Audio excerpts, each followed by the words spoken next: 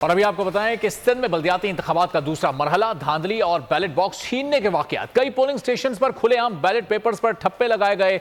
बदनजमी के साथ साथ सिक्योरिटी की भी अबतर सूरत हाल रही। कराची समेत अंदरूनी सिंध मुख्तलिफ इलाके मैदान जंग बने रहे। कराची में 9 पोलिंग कैंप्स को आग लगा दी गई।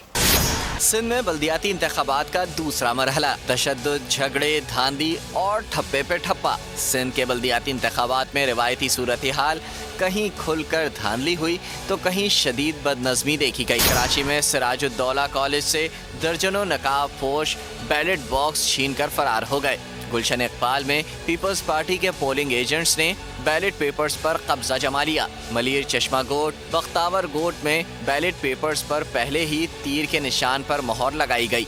केमाड़ी की यूसी 8 में पीपल्स पार्टी का उम्मीदवार आसिफ मूसा बैलेट पेपर्स पर ठप्पे लगाते हुए पकड़ा गया। रेडी गोट में पोलिंग के अमले ने खुद ही ठप्पे लगा दिए। पोलिंग के दौरान कराची और अंदरूनी सिंध मुख्तलिफ इलाके मैदान जंग बने रहे। मंगोपीर, गुलशन मेमार और गुलबर्ग में सियासी कारकुनों में तसादुम के वाकयात पेश आए। पुलिस ने PTI MPA राबिस्तान खान, अदील अहमद और अमजद आफरीदी को गिरफ्तार कर लिया। मलीर में 9 पोलिंग कैंपस जला दिए गए। बदीन, टंडो मोहम्मद खान और टंडोलायार में भी सियासी जमातों के कारकुनान आपस में गुत्थम गुत्था हो गए।